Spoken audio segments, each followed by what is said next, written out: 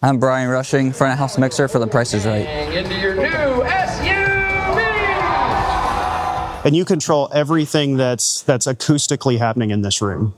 Yes. So yeah, what the audience hears, what the contestants hear, and what Drew and the contestant hear on stage. Their audience is communicating with the contestants as they're playing the games, giving them prices, helping them bid.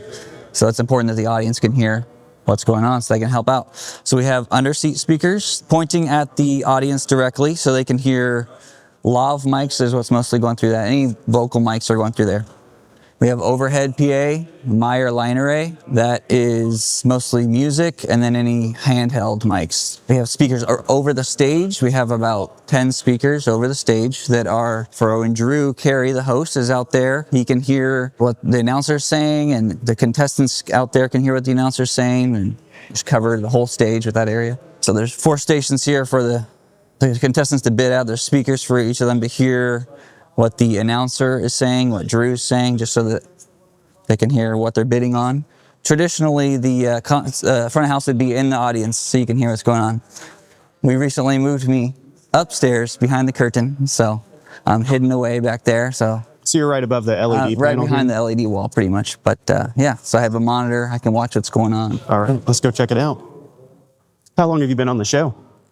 I've been here 12 years. How do you keep as much sound out of the broadcast as you can?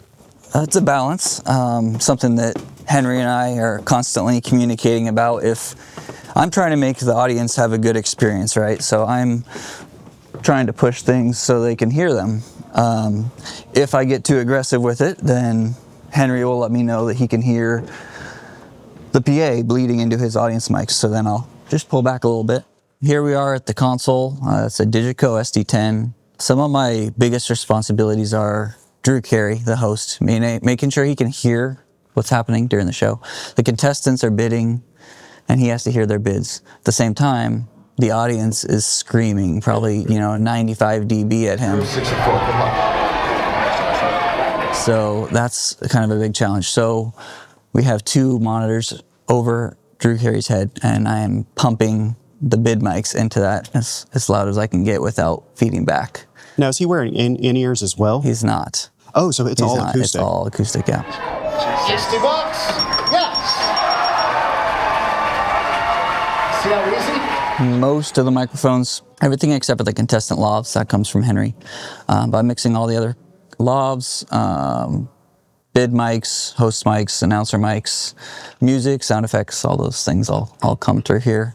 I have some game mics down here. We have a few games that have mics on them, so I have some mics for those games. We have a plant mic for a game. We have some handhelds for guests that come in for specials and whatnot.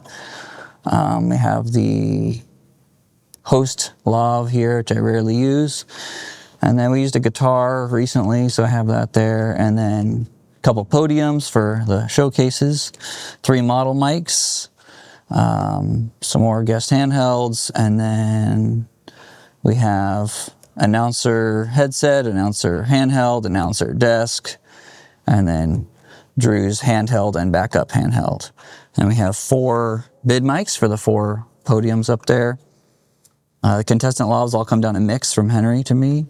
Music, sound effects, videotape, some miscellaneous sound effects or effects we might have.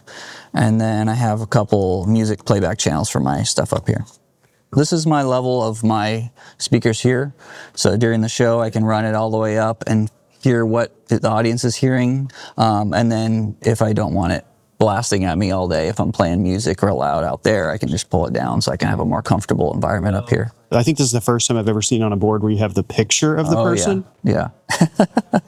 Just had a little fun with that. It makes it easy to grab the fader when somebody talks unexpectedly. You can just look and you see their face, and you see them on screen, you throw it up there. So yeah, we have these are all our models. So I just swap them out with whoever's here that day. We follow our rundown here.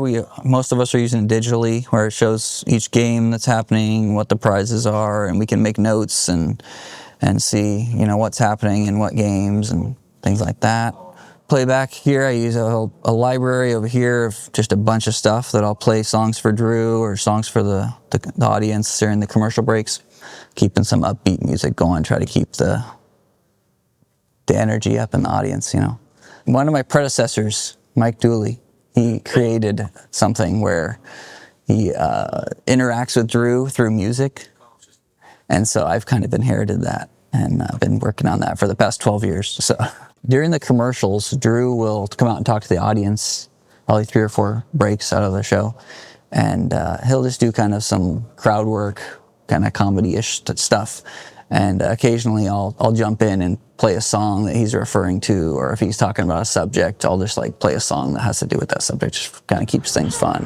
Relax, don't do it. When you want to get to it, relax. And then this is just like pre-show music and post-show music, things like that. And then I'll play other music from over here. I'll go to YouTube sometimes, pull stuff up. What is working on The Price is Right mean to you? It feels iconic because I grew up watching the show. At first, it was pretty crazy. Just the energy and things happening fast-paced, unexpected things happening. But over 12 years, I kind of got it dialed in.